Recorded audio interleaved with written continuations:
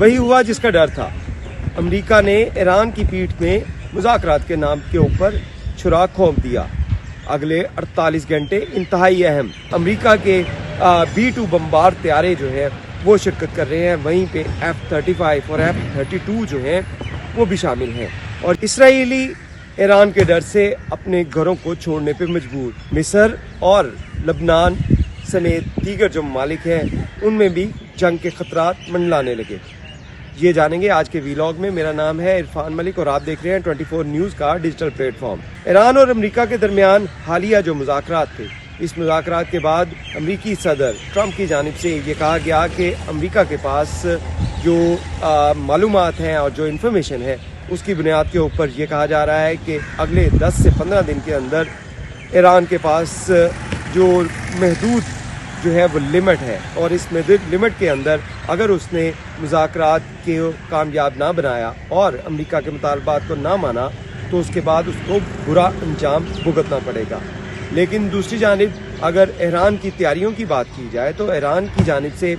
इस तमाम सूरत हाल को मद्देनज़र रखते हुए ऐसी तैयारियां की गई जिसने जहां पे इसराइल और अमेरिका समेत दीगर जो उनके इत्तेहादी हैं उनको भी एक दफ़ा हिला के रख दिया है। क्योंकि ईरान की जानिब से जहाँ पे चीन के साथ जो अपनी जंगी मशकें की गई, वहीं पर रूस के साथ भी हैवी जो जंगी मशकें हैं उनको अमल में लाया गया, जिसकी वजह से अपना हरमज़ जिसमें 30% से ज़ायद दुनिया भर का पेट्रोल और जो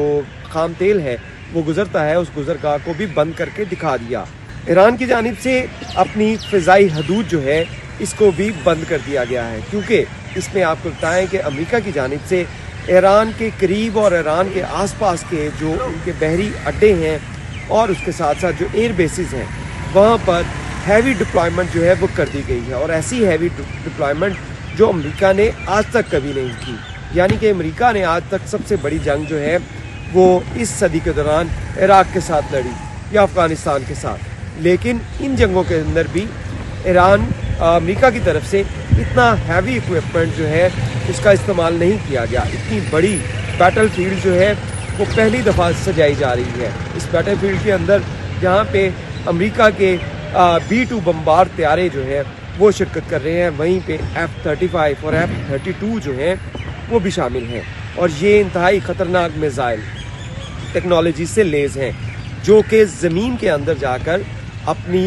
सलाहियत दिखाते हैं। और आपने गुज़िश्ता जो ईरान और अमेरिका की जंग देखी थी, जो 12 दिन की जंग थी, इस दौरान F-32 और B-2 जो बम्बार जेट्स हैं उसकी जानिब से जो वहाँ पे बमबारी की गई थी उसमें आपने देखा होगा कि अमेरिका की जानिब से ये क्लेम किया गया था कि ये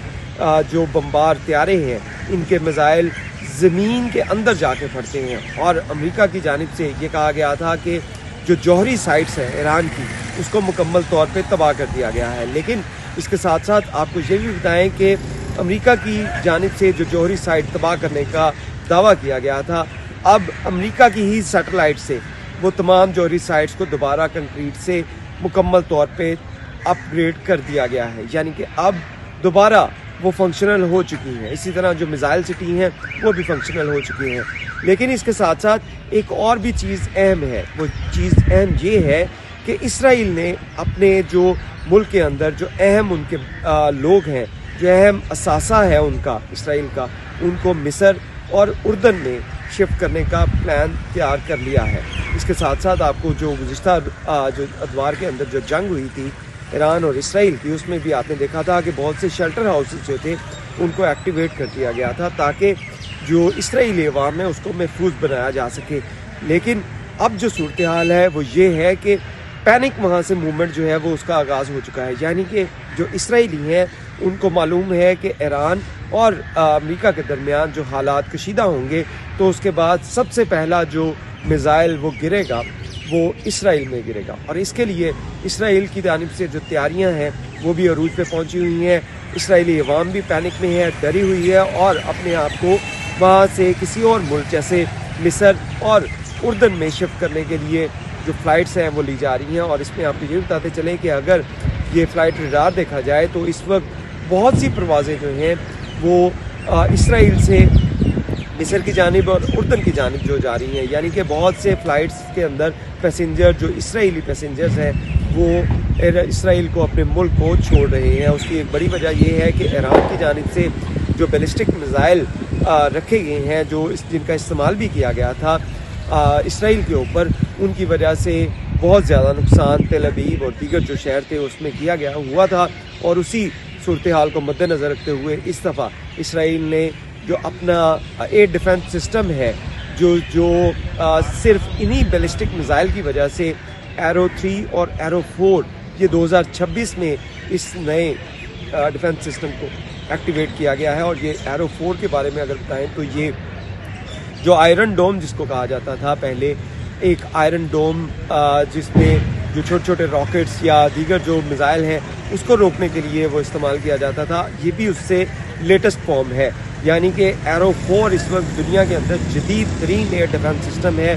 جو اسرائیل نے ایکٹیویٹ کر دیا ہے، اور اس کے ساتھ ساتھ لیزر گائیڈڈ جو ایکٹیویٹ کیا ہے ڈیفنس سسٹم، تاکہ کوئی بھی میزائل اگر اسرائیل کی طرف آئے گا تو اس کو فضا میں تباہ کرنے کے لیے یہ جو میزائل سسٹم ہے، جو ڈیفنس سسٹم ہے، یہ کام کرے گا۔ لیکن اس کے ساتھ ساتھ جو ایران کے پاس بیلسٹک میزائل ہیں جو کہ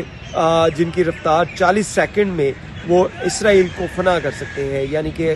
ایران کا جو بیلسٹک میزائل فتح ہے اور اس کے ساتھ ساتھ دیگر جو میزائل ہیں ان کی رفتار اس قدر تیز ہے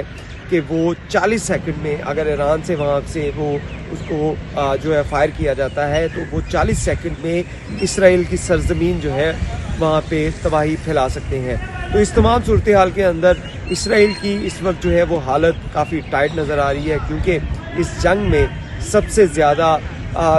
جس کا یہ رول کہا جا سکتا ہے وہ اسرائیل ہے، کیونکہ اسرائیل کی جانب سے ان مذاکرات کے دوران یہ شرط رکھی تھی کہ ایران اپنا جو جوہری پروجیکٹ ہے اس کو مکمل طور پہ بند کرے گا، لیکن ایران کی طرف سے اس کو کم کرنے کی جو آفر ہے وہ قبول کی گئی تھی، لیکن اس کو بند نہ کرنا جو ہے وہ ان کی ریڈ لائن تھی، اور اسی ریڈ لائن کو جب وہ عبور نہیں کرنے دے رہے کسی کو، تو اسرائیل کی جانب سے امریکہ کو پریشرائز کیا جا رہا ہے کہ وہ اس جنگ میں حصہ لے، اور اگر وہ اس جنگ میں حصہ لیتا ہے تو اس کے بعد کسی کو کوئی شک نہیں ہونا چاہیے کہ اسرائیل جو ہے وہ اس جنگ میں ڈیفینیٹلی کودے گا، اور اس کے ساتھ ساتھ ایران بھی ڈیفینیٹلی اسرائیل کے اوپر حملہ کرے گا۔ تو اس صورتحال کے اندر اس وقت جو صورتحال ہے وہ کافی کشیدہ ہے، اور اگلے 48 گھنٹے جو ہے وہ انتہائی اہمیت کے حامل ہیں، کیونکہ اسرائیل کی جانب سے جہاں پہ ان کی فلائٹس جو ہیں شیڈول اس کو دیکھا جا رہا ہے، اور اس کے ساتھ ساتھ اسرائیلی حکام کے مطابق یہ مذاکرات ناکام ہو چکے ہیں، اور اس کے بعد